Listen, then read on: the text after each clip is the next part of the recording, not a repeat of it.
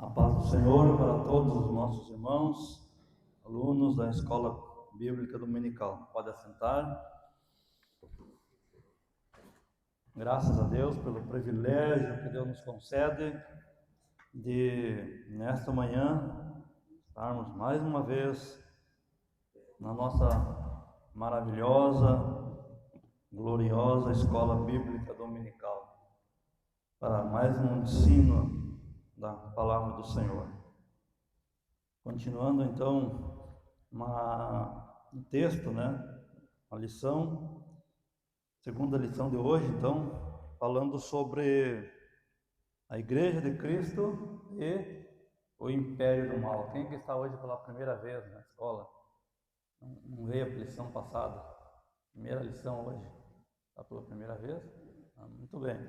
Então nós estamos estudando sobre a Igreja de Cristo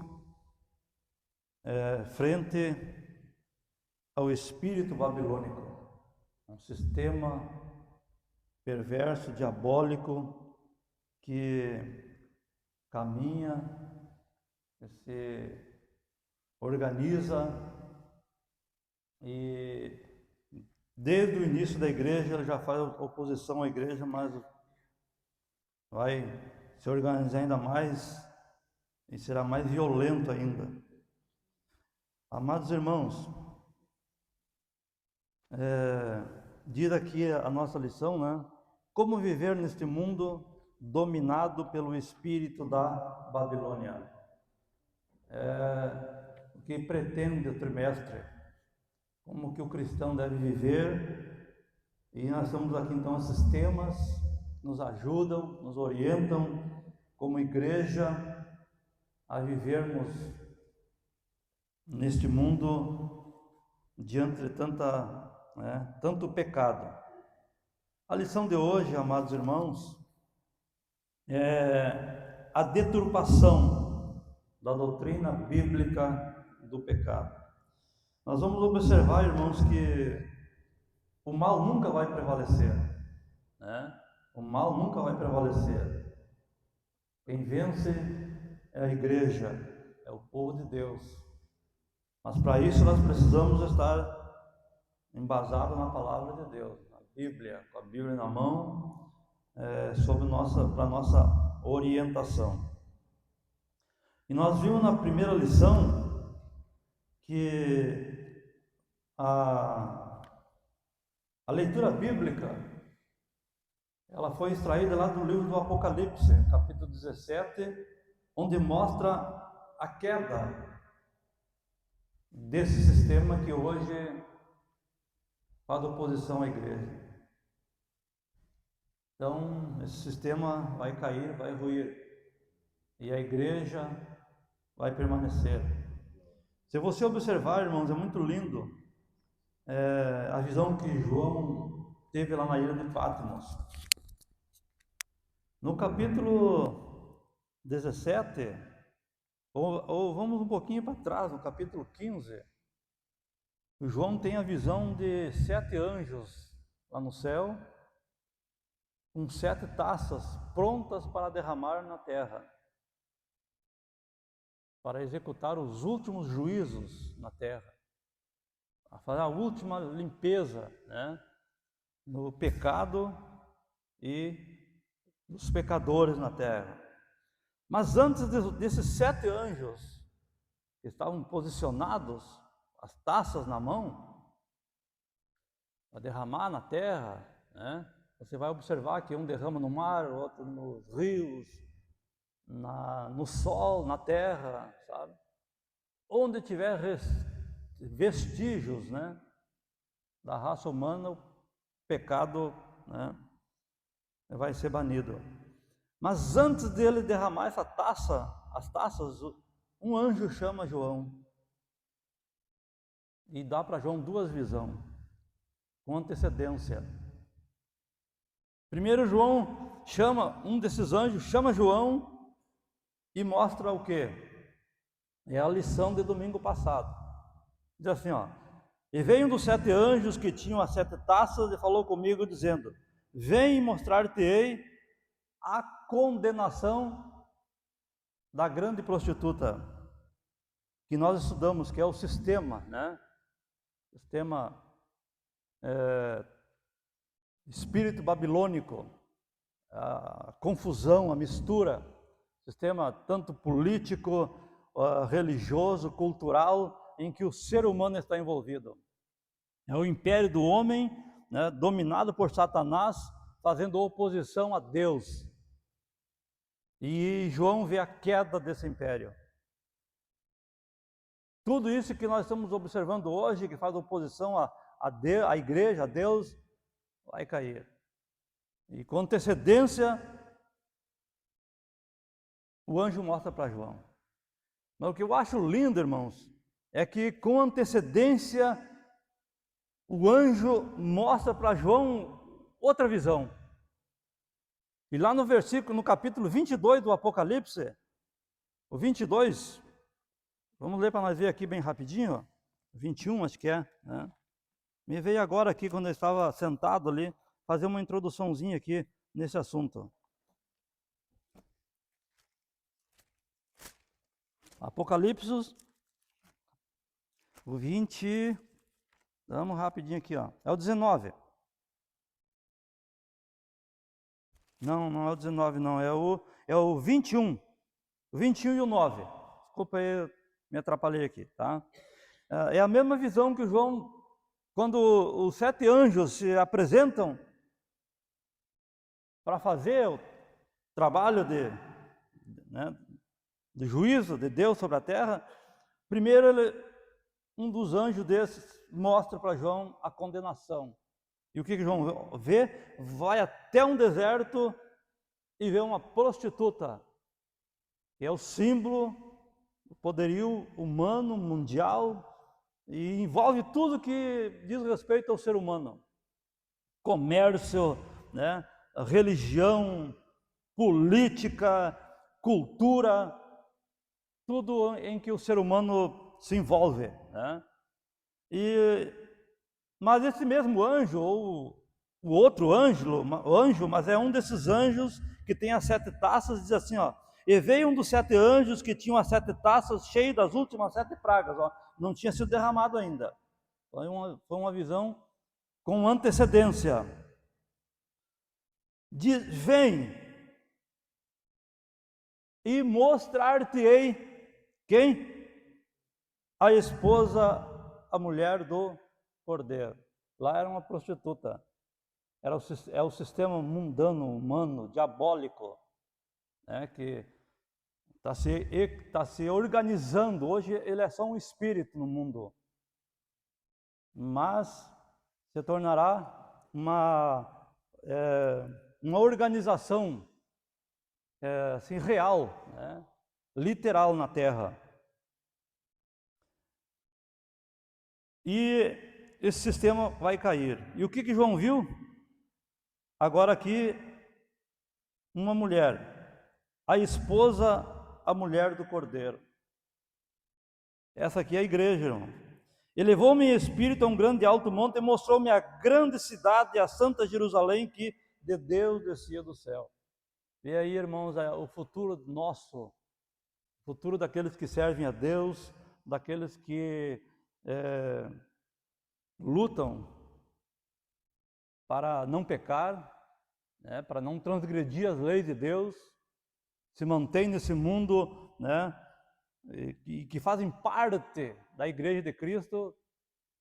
O destino é outro, é o céu, é a nova Jerusalém. Que Deus nos abençoe, nos guarde, nos ajude a fazermos frente ao que estamos vivenciando nos dias aí atuais. O que os irmãos entendem pela palavra deturpação? Me ajuda aí, eu quero a cooperação, a colaboração dos irmãos aí para nós fazermos uma aula, uma escola bem participativa, tá? O que os irmãos entendem pela palavra deturpação?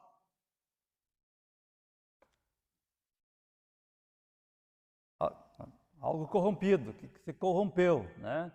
Que foi alterado, né? Porque está sendo alterado, está saindo fora do original, né? Mais ou menos isso aí, está a deturpação, está de forma alterada, né? E é sobre isso que nós vamos estudar, essa corrupção, essa deturpação do que a Bíblia fala que é o pecado. E mesmo que haja essa deturpação, o pecado para Deus não muda, continua sendo o mesmo. E é interessante, irmãos, que para Deus o pecado é realmente isso que está aqui registrado pelo apóstolo Paulo em Romanos. A sua garganta é um sepulcro aberto, com a língua trata-o enganosamente, peçonha de áspide está debaixo de seus lábios, cuja boca está cheia de maldição e amargura. Seus pés são ligeiros para derramar sangue, e em seus caminhos há destruição e miséria. E não conheceram o caminho da paz. Não há temor de Deus diante de seus olhos. É uma análise de como Deus vê o pecado. Muitos veem de outra forma, né? Muitos, eles evitam até a palavra pecado, né?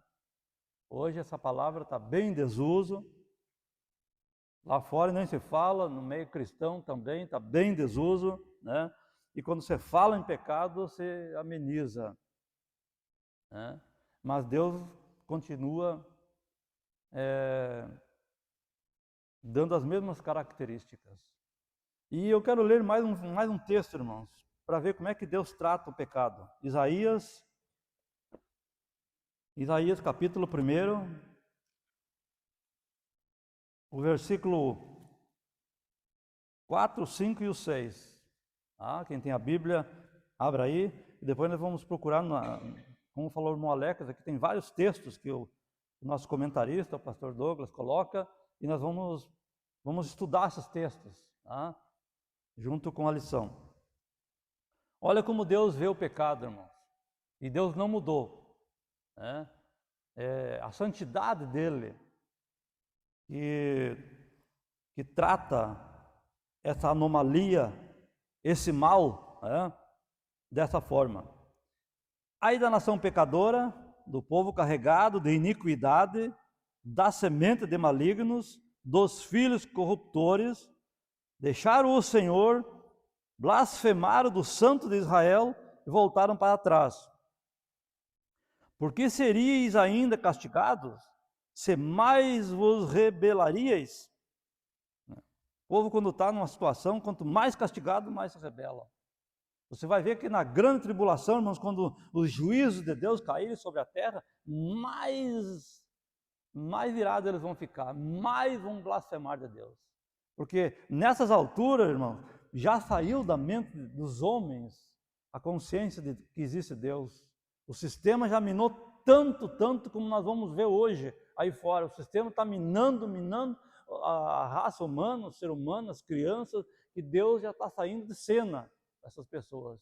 E vai chegar um ponto que o povo, ao invés de se arrepender, de pedir perdão, eles vão blasfemar mais de Deus. E aqui está dizendo, não adianta castigar, quanto mais castiga, mais se rebelam. Veja bem agora aqui, como Deus trata o pecado. Toda a cabeça está enferma e todo o coração fraco. Desde a planta do pé até a cabeça não há nele coisa sã, senão feridas, e inchaços e chagas podres, não espremidas, nem ligadas, nem nenhuma delas amolecida com óleo. É mais ou menos assim, ou é assim que Deus trata o pecado.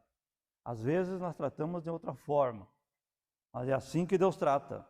E é assim que nós vamos estudar hoje a doutrina bíblica. Ela continua inalterável. Os homens podem deturpar, mas nós, cristãos, temos que batalhar por ela. O apóstolo Judas, ele disse para a igreja que é para o crente batalhar pela fé que uma vez foi dada a ele, né? A vida cristã é uma batalha, é uma guerra, né? Contra as forças contrárias, contra a oposição do sistema diabólico e mundano. Amados irmãos, introdução. A queda no Éden transmitiu à humanidade a inclinação do coração humano ao erro. Por isso, a regeneração é o único meio possível de desfazer as consequências do pecado, em que a natureza humana só pode ser transformada pela obra de Cristo. Não obstante sua influência de teologias modernas, a doutrina do pecado vem sendo deturpada e enfraquecida. Esse processo abriu as portas para a normalização do pecado. E em muitos lugares denominados cristãos. Nesta lição vamos estudar o perigo dessas teologias para a ortodoxia cristã. Tá? Então essa aqui está a introdução, irmão. A queda lá no Éden, ela corrompeu a raça humana, o pecado se alastrou, foi um mal que só a regeneração para sanar. O ser humano pode fazer o que quiser, pode ter as melhores intenções, ele pode ter até na mente dele tentar esquecer, ou dizer que ele é um bonzinho, que ele nunca pecou, que ele tentar amenizar na mente dele. Mas essa chaga, esse tumor, esse câncer, é só o sangue de Jesus. É só o poder purificador do sangue de Jesus para limpar. E essa mensagem a igreja tem. Essa mensagem nós temos, que é o Evangelho do Senhor Jesus. Então nós não devemos enfraquecer essa mensagem.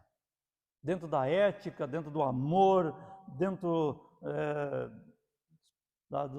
daquilo que da exegese correta, pregar a palavra de Deus.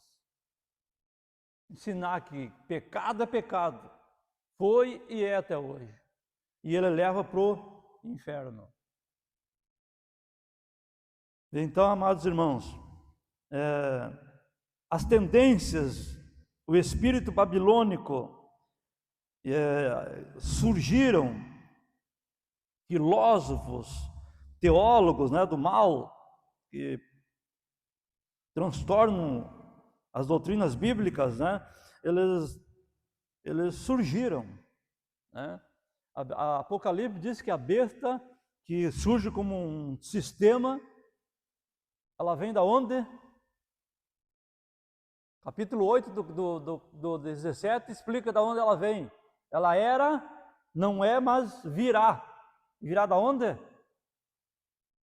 Ajude aí. Ela virá do inferno, do abismo. Então esse sistema que vai surgir, irmão, que está surgindo, e nós estamos percebendo hoje, é vindo do abismo. O diabo tem os servos deles por aí espalhados no mundo, né? E eles estão se arregimentando. E a igreja está nos últimos momentos na face da terra, né? E cuidemos, irmãos, para preservar a bandeira do Evangelho, a pureza e na santidade. Então, são um sistema que vem lá do abismo, né? Focado por Satanás ou, né, inspirado por forças demoníacas. Vamos para o primeiro tópico, então, irmãos. A nossa lição ela tem três tópicos, né? Vamos estudar primeiro a doutrina correta a respeito do pecado, né? Vamos estudar aqui, temos 3 tópicos também, né? 3 subtítulos, né? E depois nós vamos estudar as teologias modernas, segundo tópico, né? As teologias modernas.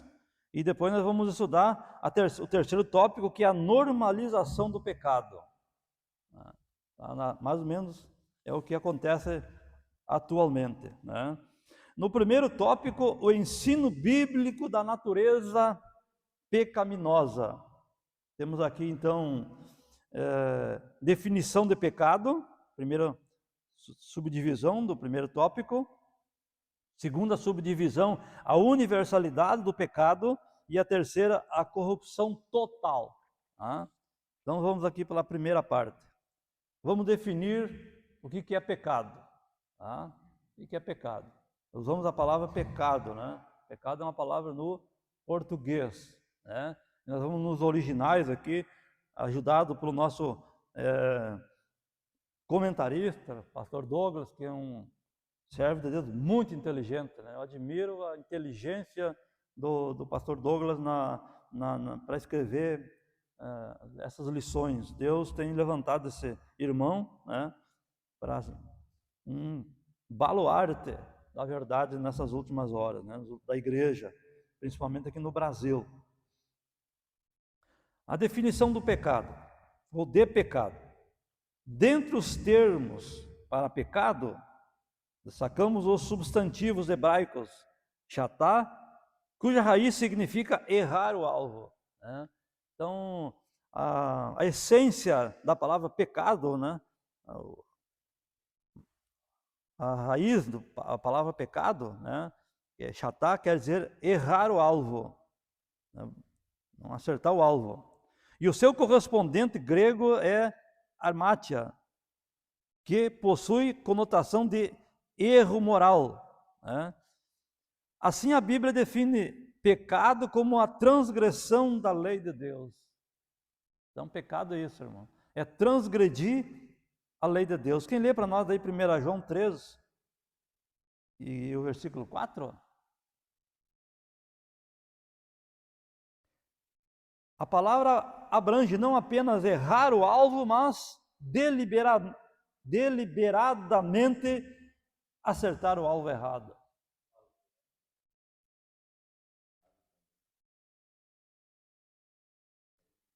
Muito bem, irmão Eloy, eu gostaria de pedir permissão para o irmão. Irmãos, você põe em pé e lê para nós todos, tá? Vamos ouvir, bom ler bem alto, que está sendo gravado aí para pegar bem, tá?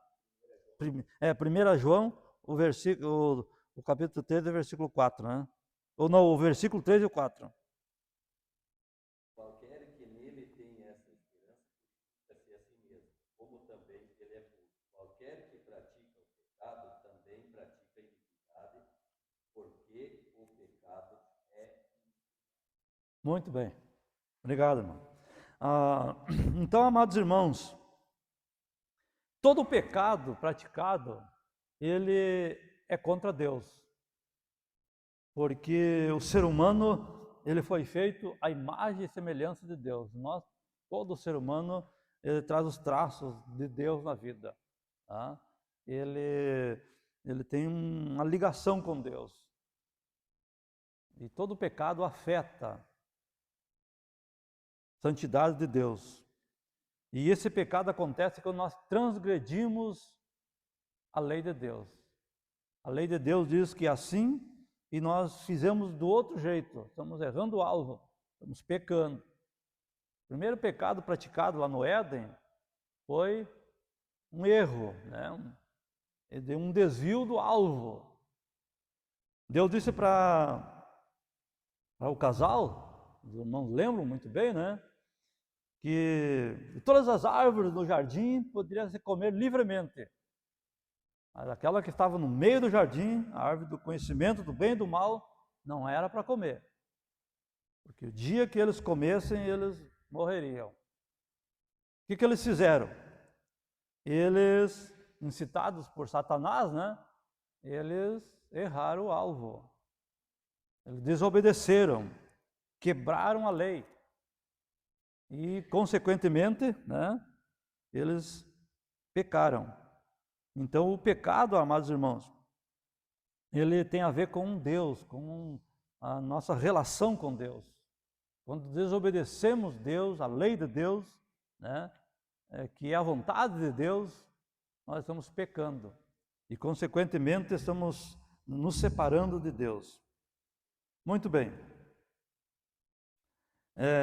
Trata-se de rebelião e desobediência contra Deus e sua palavra. 1 Samuel, ou 1 Samuel, capítulo 15. Vamos lá, quem acha para nós aí? Versículo 22 e 23. Outro irmão aí pode já até procurar 1 João, o capítulo 1, versículo 6 e 7.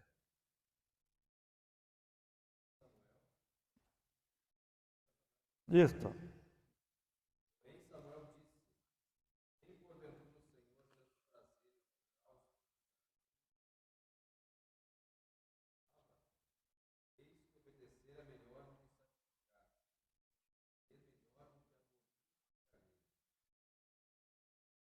Muito bem.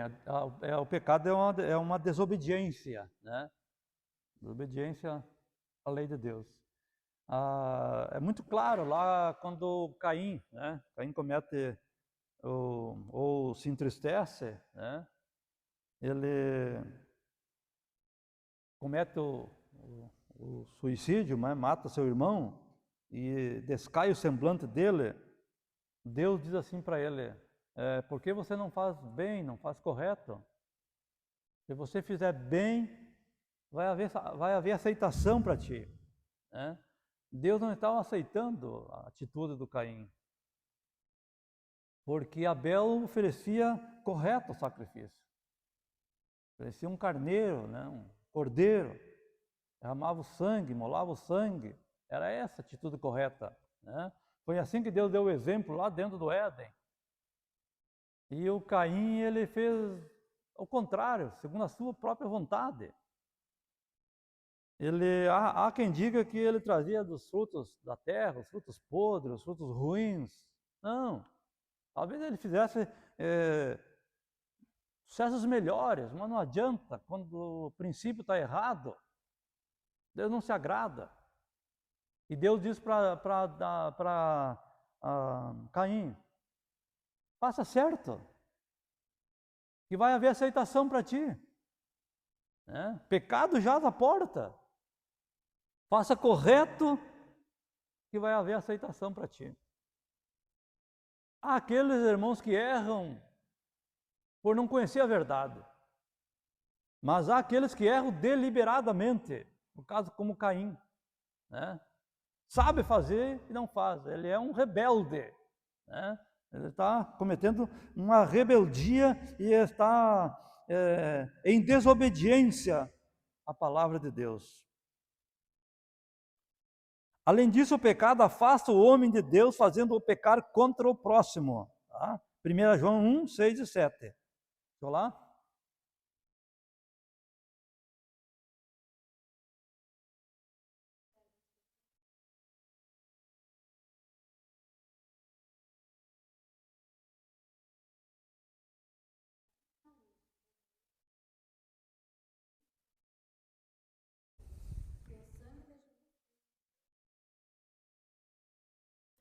Muito bem. Vou fazer uma pergunta para os irmãos aqui. O pecado é Deus que se afasta do homem ou o homem que se afasta de Deus? Ou é a mesma coisa? Ah? É? O que os irmãos acham? Os teólogos aí, irmão Regis, bom de Deus, pastor Lucas. Aí.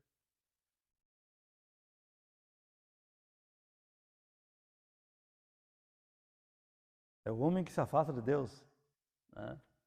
Eu acho que é Deus que se afasta do homem. Os irmãos acham, podem me contestar, irmãos, aqui é uma escola livre, né?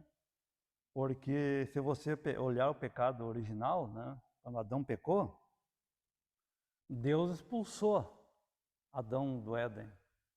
Adão gostaria muito bem de ficar ali continuando a cometer pecado, né? Ou até ter acesso, de repente, à árvore da vida, né? Mas Deus, o que ele fez? Ele afastou o homem dele. A santidade de Deus repugna o pecado e o pecador. É Deus que se afasta. Devido o pecado do ser humano. E o que Deus fez? Deus, além de expulsar o homem do Éden, colocou, né, 2 querubins e uma espada de fogo. Que não entra mais, deixa eu ver, pecador, perverso. Né? E o homem teve que amargar séculos e séculos até que Jesus, né, veio ao mundo, Filho de Deus, no grande mistério da redenção, para nos redimir, para redimir a humanidade, né? E restituir o homem até a presença de Deus. Então, o pecado, Deus se afasta do ser humano. Muito bem, irmãos. Vamos continuar aqui. Portanto, pecado é a condição do homem não regenerado. E só pode ser expelido por meio do novo nascimento. Não tem outro jeito. O homem pode cultura, filosofia, pode melhorar o homem. Arrancar esse germe de dentro do ser humano, mudar a mente do ser humano, mudar o coração do ser humano, as intenções do ser humano, só se ele morra do mundo, morra completamente.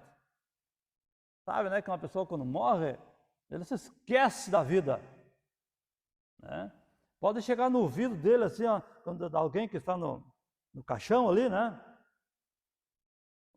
O mais festeiro, o mais bagunceiro, o mais perverso, né? Vamos hoje para a balada, vamos hoje para o baile. Não adianta nada, ele está ali, ó, ele morreu para o mundo. Tenho tanto de dinheiro para te dar, tenho milhões aqui para gastar, vamos gastar. Fale do mesmo jeitinho ali, ó. Ele morreu para o mundo. Ele morreu. E a simbologia bíblica é a mesma. A pessoa tem que morrer para esse mundo e ressuscitar para o reino de Deus. Isso só é possível quando a obra de Cristo é feita na nossa vida. Caso contrário, não acontece. Pode ser a religião que for, melhor que for, a filosofia que for, não consegue mudar isso. É só poder da palavra de Deus para fazer essa mudança. Aconteceu na minha vida e aconteceu na vida dos irmãos. Glória a Deus por isso. A irmã Arlinda. A irmã Arlinda é uma testemunha, né, viva do que Deus fez, né, que Deus pode fazer. Vamos para frente, irmãos, porque as horas passam, né?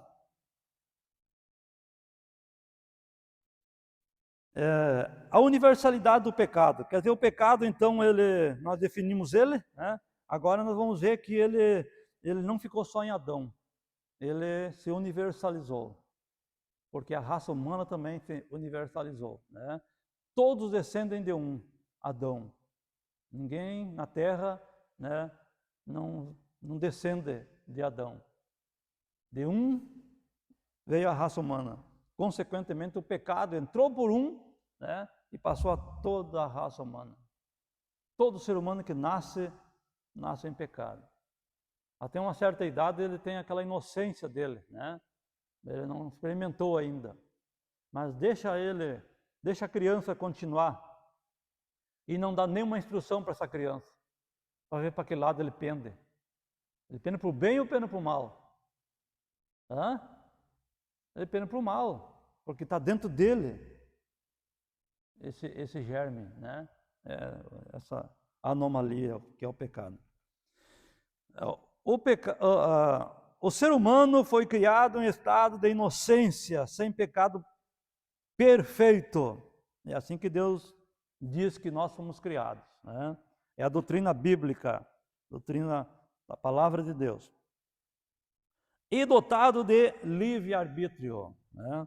Deus, ele não criou um ser assim, robô, né? Mas um ser livre, para que adorasse ele de livre e espontânea vontade, né? Deus só aceita se for assim. É assim ele criou o ser humano com esse atributo, essa qualidade, né? De ser livre para escolher. Porém, o primeiro homem escolheu desobedecer a Deus e a sua queda corrompeu toda a humanidade. Está lá em Gênesis 3, 9 até o 19. O pecado de Adão foi transmitido a toda a raça humana. Assim, a partir da queda, todos os seres humanos nasceram em pecado. Né? Quem que lê para nós Salmo 51:5?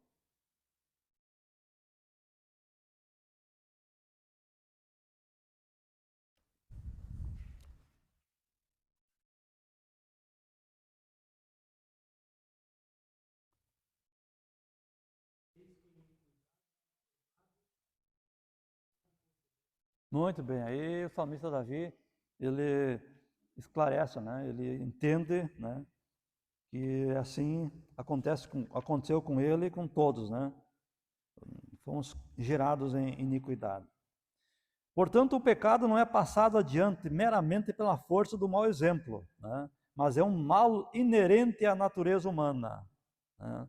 O mal dos males, né? Que tem muitos males na Terra que é consequência da própria natureza, né? E causam calamidades, causam males, né? Mas o mal original, né? O mal que surgiu com a queda, né? Esse é a iniquidade mesmo, o pecado, né? Portanto, o pecado não é passado adiante meramente pelo mau exemplo, né? Mas é um mal inerente à natureza humana. Em consequência disso, todo ser humano está debaixo da escravidão do pecado e da condenação da morte, né? O pecado, ele tem consigo a morte. Geralmente, se você estudar a Bíblia, está junto pecado e morte, né? Pecou, morreu. Pecado e morte. E porque o salário do pecado é a morte, né?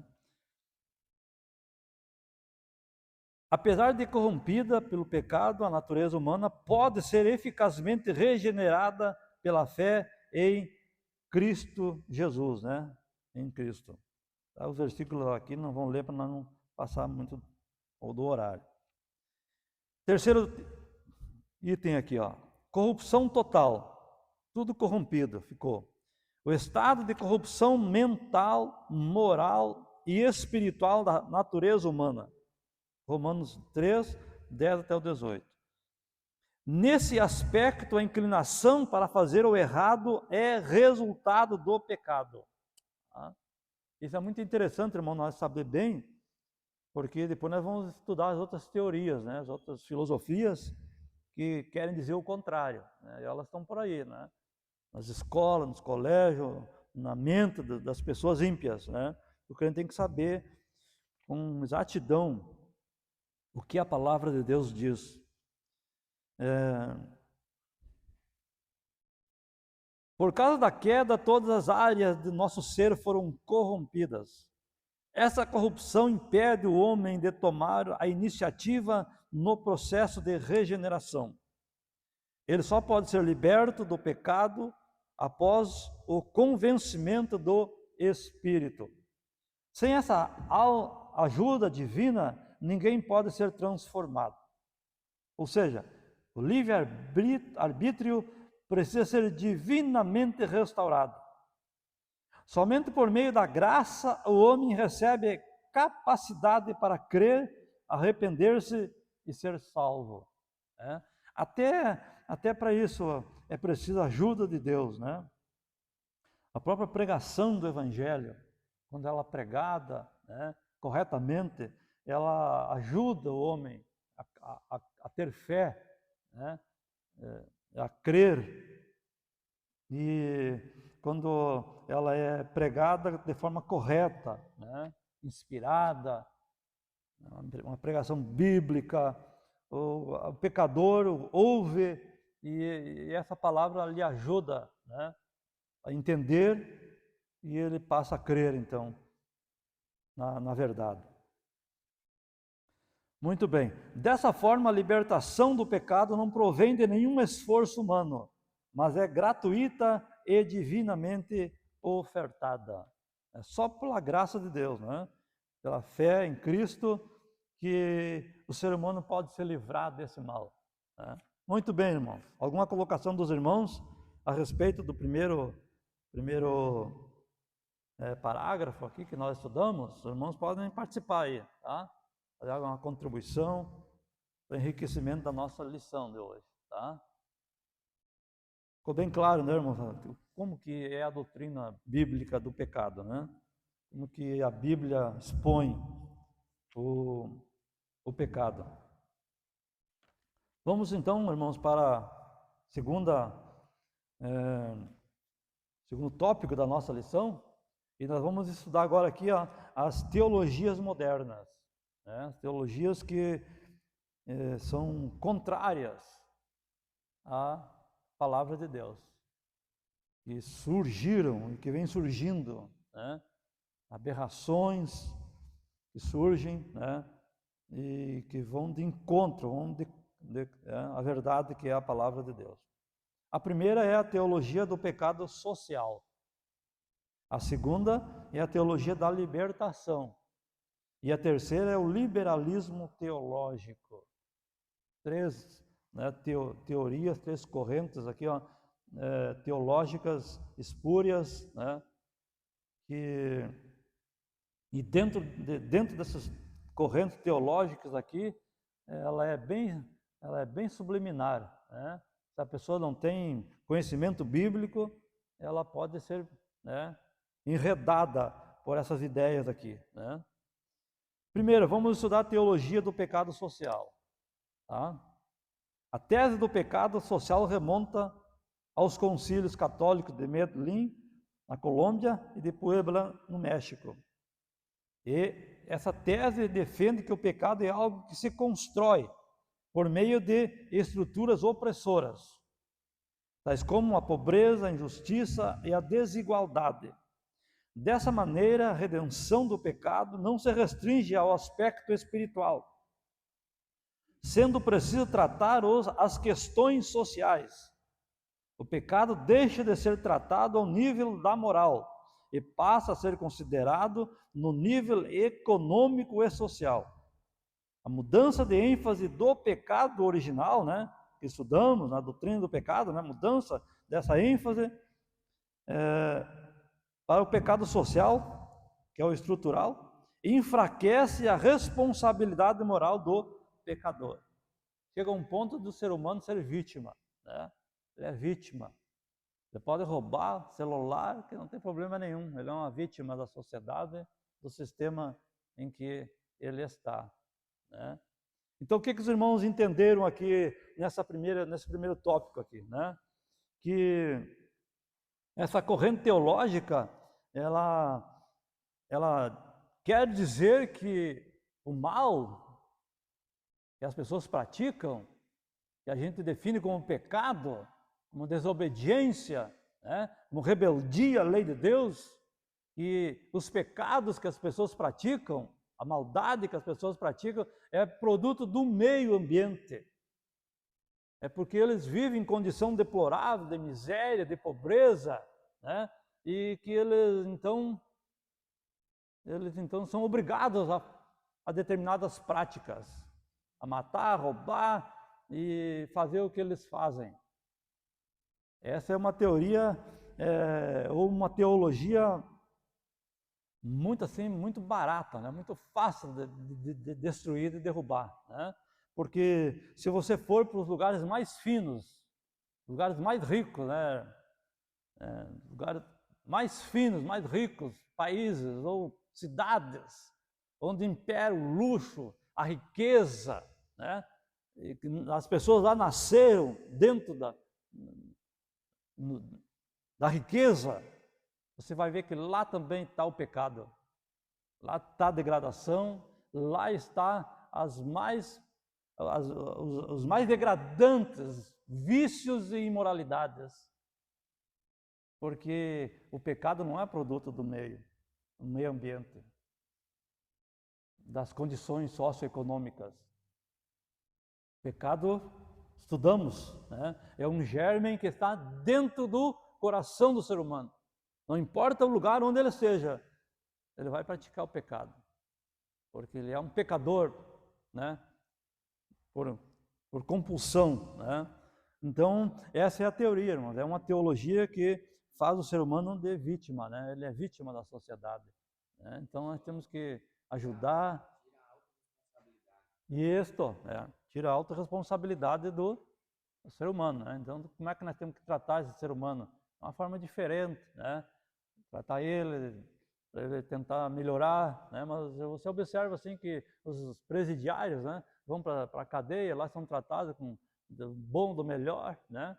Televisão não sei quantas polegadas, e etc, etc, etc, e saem de lá pior, né, Alex? Quer dizer, não está na sociedade, está dentro do coração das pessoas o pecado, né? E isso aí só tem um remédio: aceitar Jesus como Salvador. E esse remédio a igreja do Senhor Jesus tem na terra, né? Tem para entregar, que é a palavra de Deus. Só que temos que entregar ela como ela é, né? A pureza, a genuinidade. E hoje nós vamos ver, né? A própria lição diz aqui que muitos meios cristãos, essa palavra pecado, está deixando de lado e está com roupagens bem lindas, bem modernas, né? Para atrair o povo, né? A teologia ela impede a restituição, a restauração do lar, impede praticamente impossível. Exato. E se eu não me autorresponsabilizo, eu não identifico que eu estou errado, eu não me corrijo, eu não busco. Não vai acontecer um milagre do nada se eu não entender que eu preciso. Muito boa a colocação do irmão aqui, do Gabriel. Gabriel, né? Muito boa a colocação.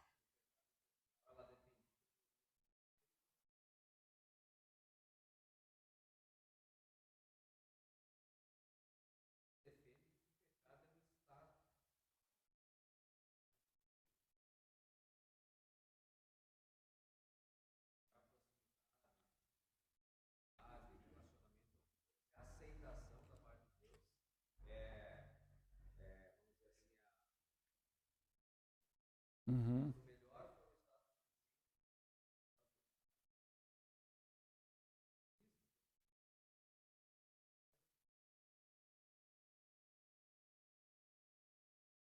Muito boa a colocação do irmão aqui, do irmão Eduardo.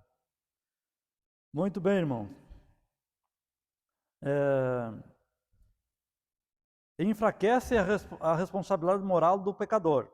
Então, deixa-se de enfatizar a causa para explorar os sintomas. A partir daí, resolver as questões da ordem social é visto como solução para o problema do pecado, né? Resolver as questões de ordem social, ela é bom para a vida social da pessoa, né? Para melhorar a vida social da pessoa, mas nunca para resolver o problema do pecado do ser humano, né? Naturalmente, essa é uma deturpação do ensino bíblico a respeito do pecado, né? Se nós observarmos, irmão, no futuro, nós vamos ter na terra, né? A igreja não vai estar presente, vai estar no céu, Nova Jerusalém. Jesus vai implantar aqui o seu reino, né? O reino milenial, 1000 anos de paz, prosperidade, abundância. As pessoas vão viver anos, né? Com 100 anos vai ser um adolescentezinho, né? Não vão ter a doença vai ser rara, né? A prosperidade vai ser em abundância. Esse é o reino de Deus, de Cristo, que o homem perdeu, né? Não quis se governar para se autogovernar, né? Não quis se deixar ser governado, né? Para se autogovernar, e deu no que deu, né? Catástrofe. Mas o reino milenial de Cristo é uma prova do que seria se o homem tivesse sob a vontade de Deus.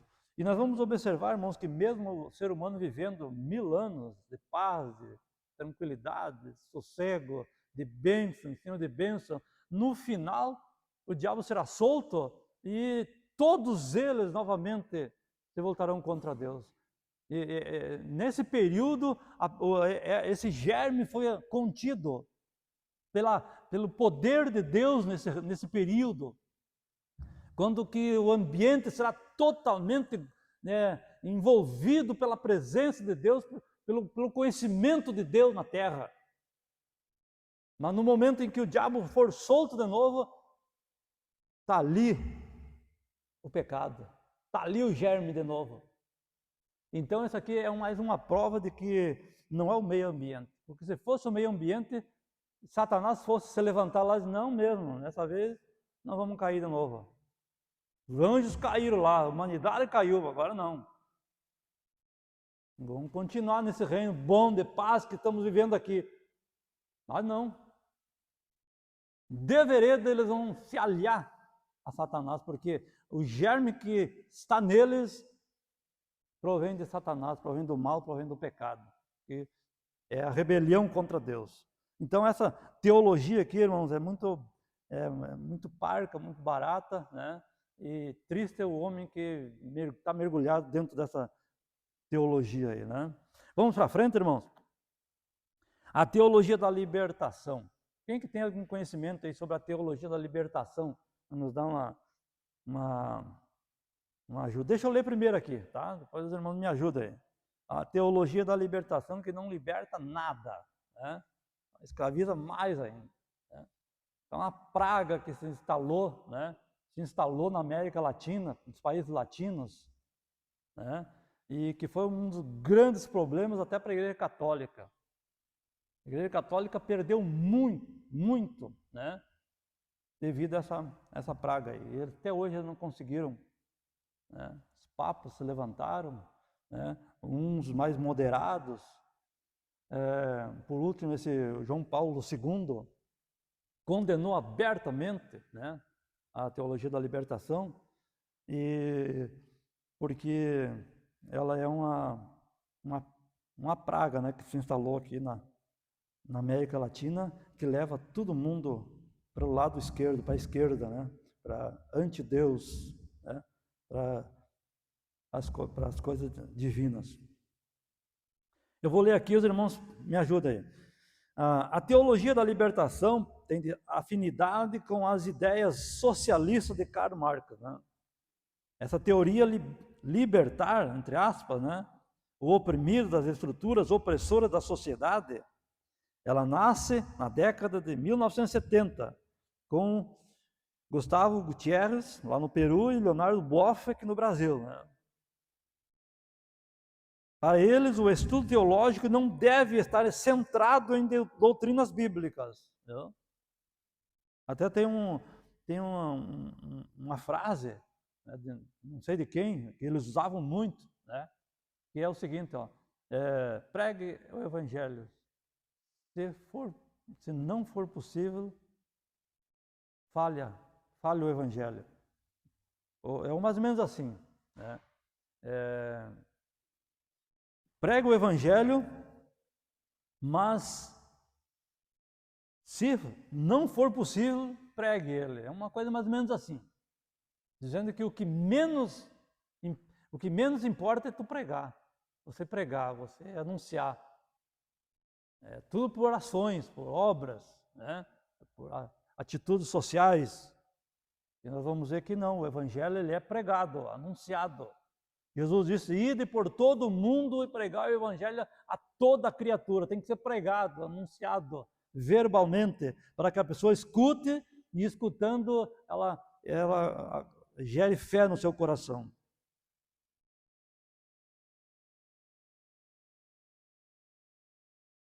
Ela não deve ser centrada em doutrinas bíblicas para libertar o homem do pecado, mas na indignação social para libertar o homem da injustiça social, econômica e cultural.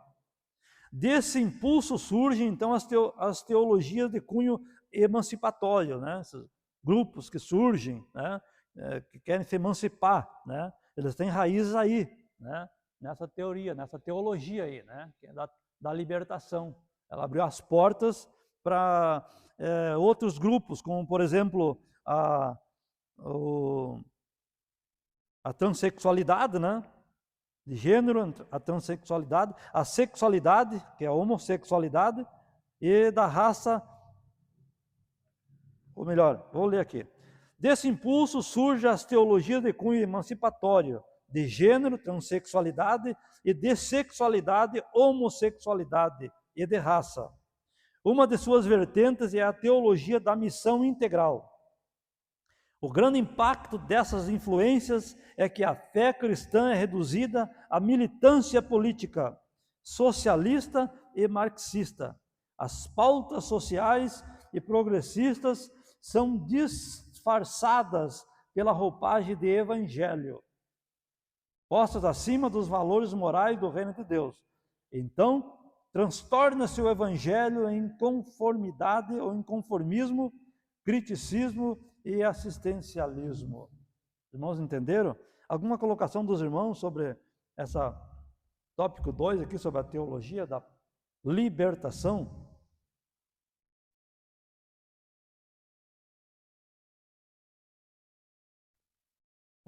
Alguém quer fazer alguma colocação aí?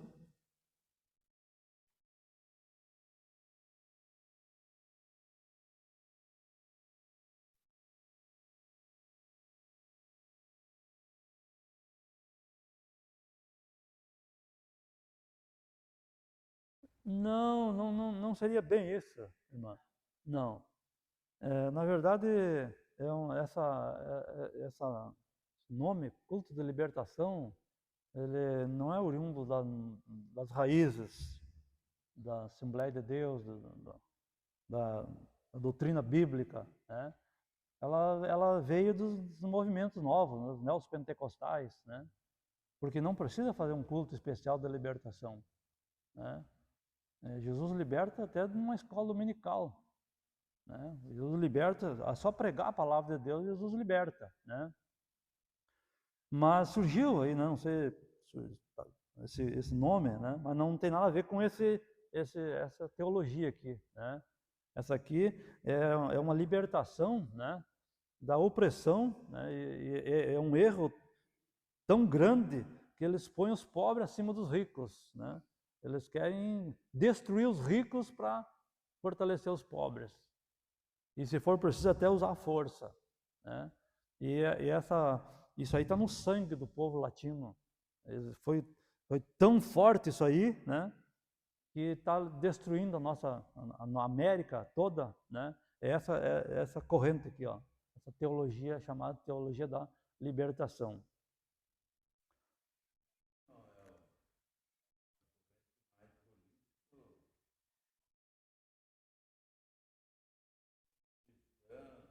Religiosa, né?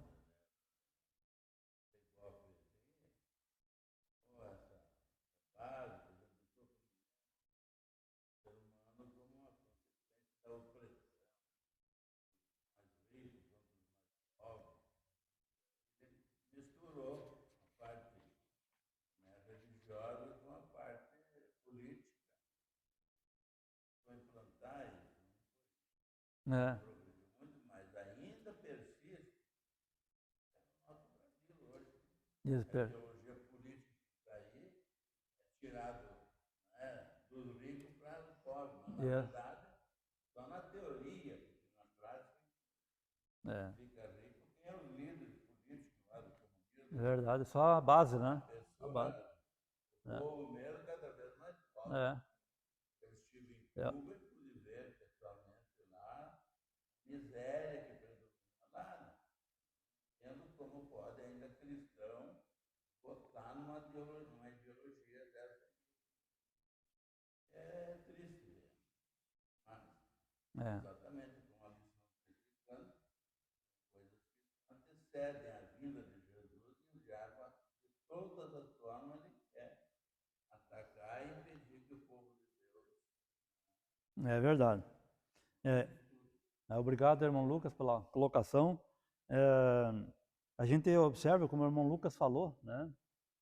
Não dá para entender, né, como pode as pessoas não conseguirem entender, a mente não se abre, né? Porque isso aí, ele se tornou quase que assim, uma raiz fanática, né, no Brasil, na América Latina, né? Porque 80% talvez dos latinos todos, incluindo o Brasil, tudo, né, são católicos. Grande parte são católicos. E eles foram muito, muito influenciados, né?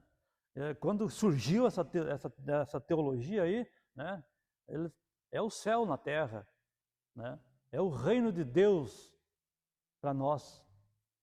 Mas muitos foram vendo que tinha muita coisa errada ali, né? Que aquilo ali não estava correto, não foi aquilo que eles ensinaram, que aprenderam. Que tinha muita ódio, né?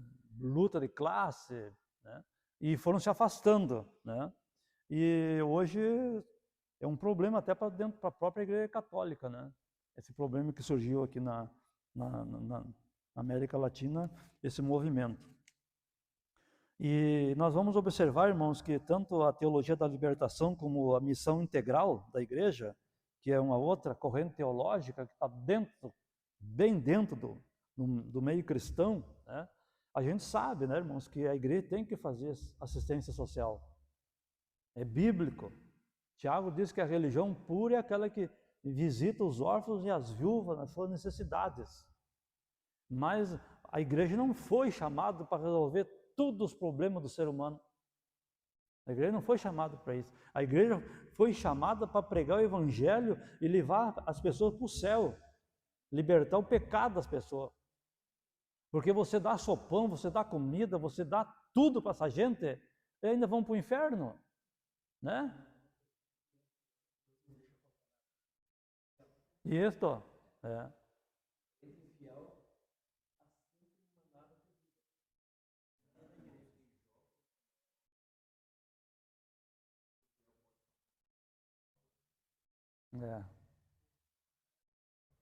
É verdade. A questão, não vamos entrar nessa questão aí, né? Mas é mais ou menos isso aí. O irmão falou ali, está correto, né? Mesmo fiel tem as dificuldades, tem, né? Então, a fidelidade às vezes vem também as consequências, né? Essa questão do dízimo, ela é muito, muito linda, muito bonita, mas é muito obscura na vida da igreja, né? Muita gente acha que nós damos o dízimo segundo a lei. A lei, segundo a lei, era uma imposição, dar o dízimo. E era um trato com Deus. Você dá, eu abro a janela do céu. E derramo para vocês as bênçãos que for. E alguém diz assim, mas eu conheci gente. Vou dar, por exemplo, meu pai. Meu pai é fiel na vida toda. Conseguiu comprar uma casinha no fim da vida dele. Nunca teve uma bicicleta. Então o dízimo não é sinônimo de prosperidade material. Não é sinônimo de prosperidade material.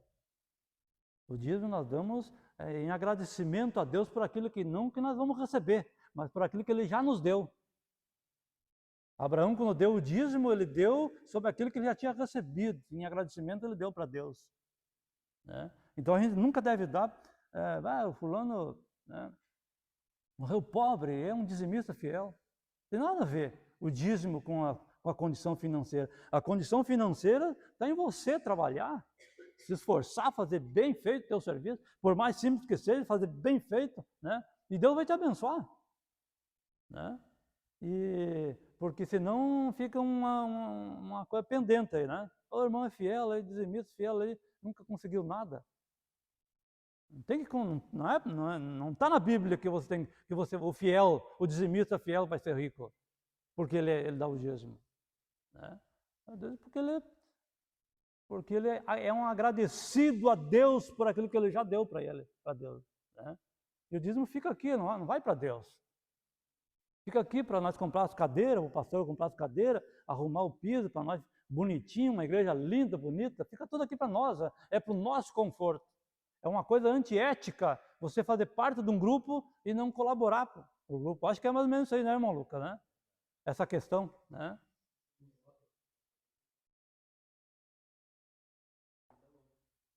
Sim, com certeza, né? Com certeza.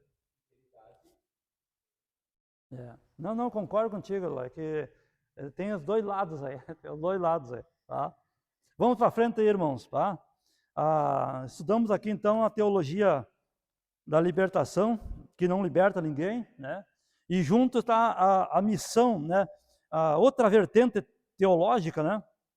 Oriunda dessa mesma, que é a missão integral da igreja. Tem muitos teólogos, crentes, evangélicos, né? Que fazem parte dessa corrente aqui, né? Que a igreja, ela tem responsabilidade em tudo com o ser humano. De dar roupa, de dar calçado, de dar comida, se está faltando, de ajudar em tudo, né?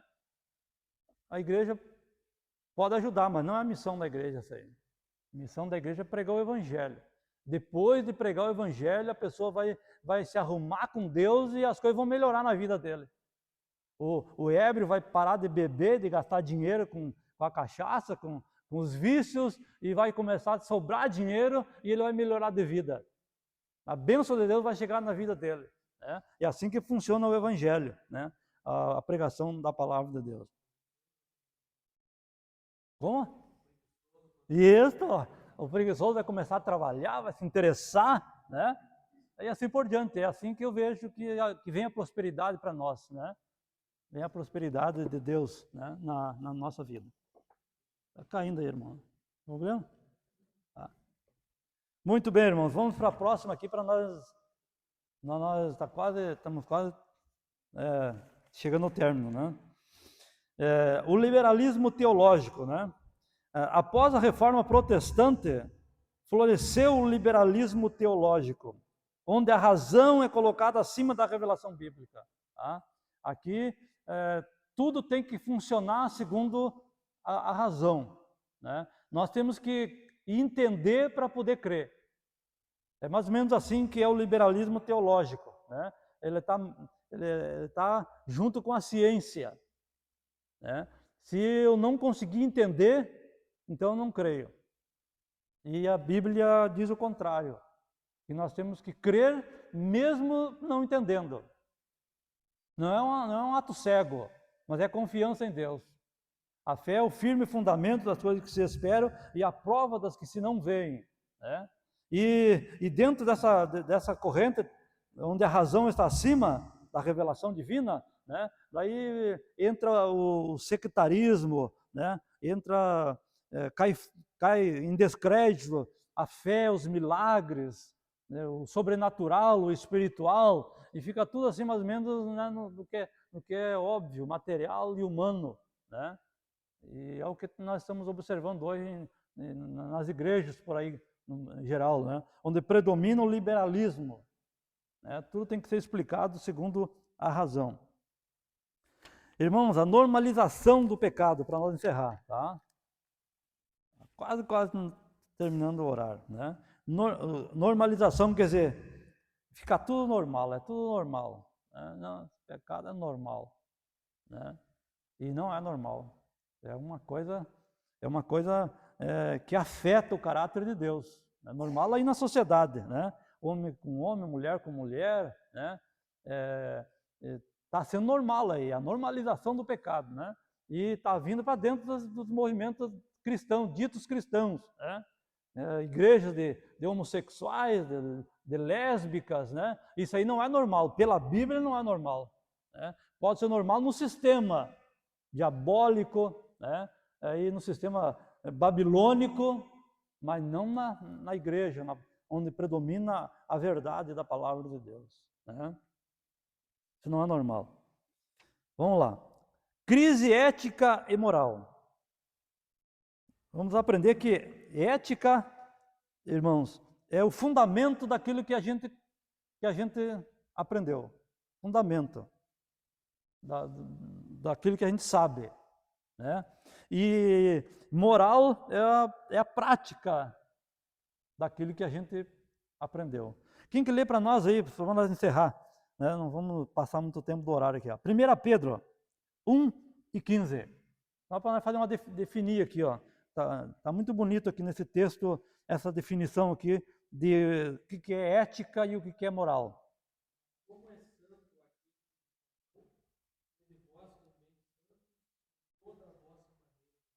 Muito bem, irmãos, aqui, ó. Como é santo aquele que vos chamou. A ética é o fundamento da nossa fé, do que cremos. E daí vem o que? O resto, irmão Regis.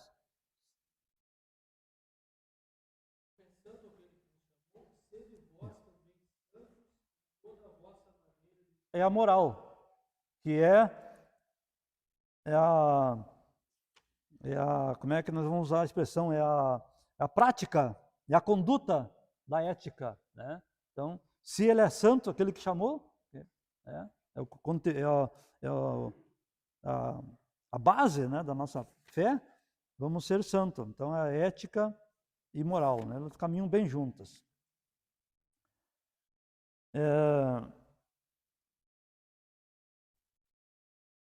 A prática dessa conduta recebe o nome de moral, né? Nessa concepção, a obediência aos princípios bíblicos reflete o caráter de um cristão. Então, se você pegou como exemplo, Deus é santo, né? É a base da nossa ética, o fundamento da nossa ética. Então, vamos ser santo como Ele é. É a conduta nossa. Porém, o conceito deturpado e relativizado do pecado resulta em desvio e falha desse caráter, né? Quando nós relativamos o pecado, deturpamos ele, né, o cristão perde essa essência, né? Deus continua sendo ético, a ética ainda continua, mas a conduta passa a ser diferente. A moral passa a ser diferente, né? Porque nós relativamos, nós deturpamos e acontece essa falha de caráter na nossa vida. Isto é absoluta, né? Desse modo, a sociedade deixa de ser eticamente sólida e se torna moralmente desajustada. Dessa crise de integridade irrompe ações incompatíveis com a fé bíblica. Entendeu? Temas progressistas violam a ética e a moral bíblicas e passam a ser normalizadas, tais como a imoralidade sexual, o aborto e o uso de drogas ilícitas, e assim por diante, né?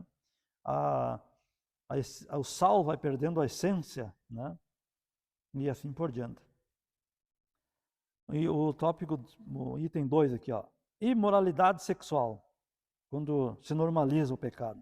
A deturpação da doutrina do pecado favorece o avanço da imoralidade sexual, né? É só ir deixando para ver o que acontece, né? Se não tiver um freio, né? Se não tiver uma doutrina, uma contenção, né? As coisas vão se escancarando, né? Por isso que a palavra de Deus ela contém, ela segura, né?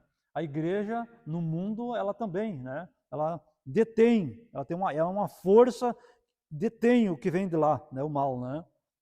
Até o dia que ela for tirada daqui, então daí vai virar isso aqui, né? Mas por enquanto a igreja verdadeira ela está detendo a força do mal.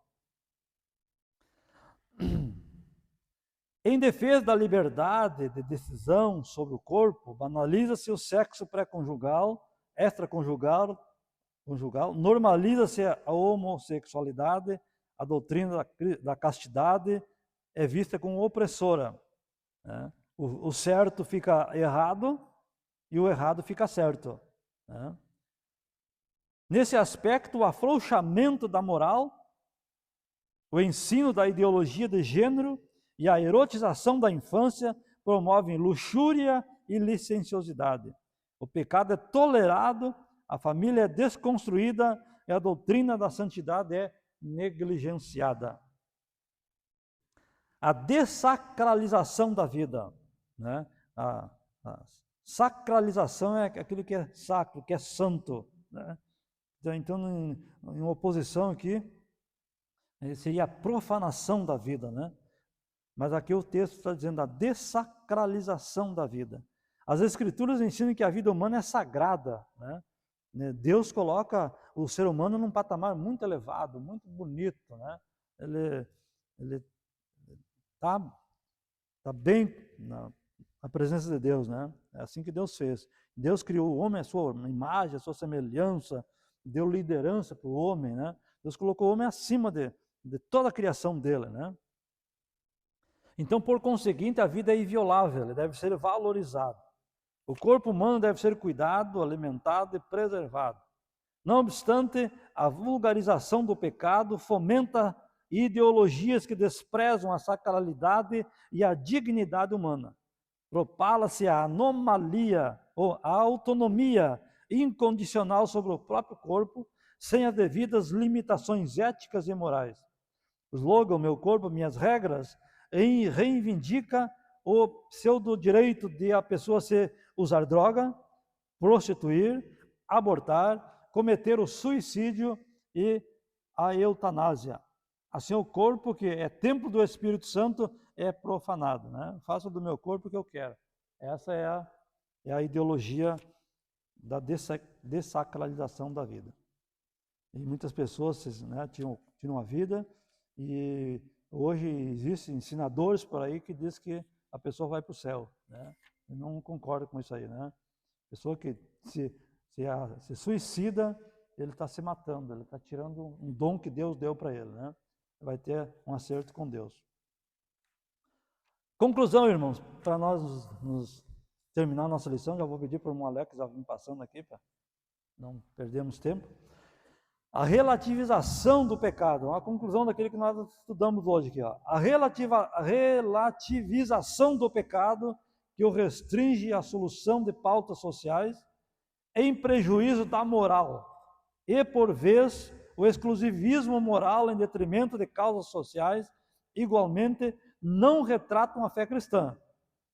Apesar de a igreja não ser apolítica e nem sensível às desigualdades sociais, o mal primário a ser combatido é o pecado, que é inerente na natureza humana.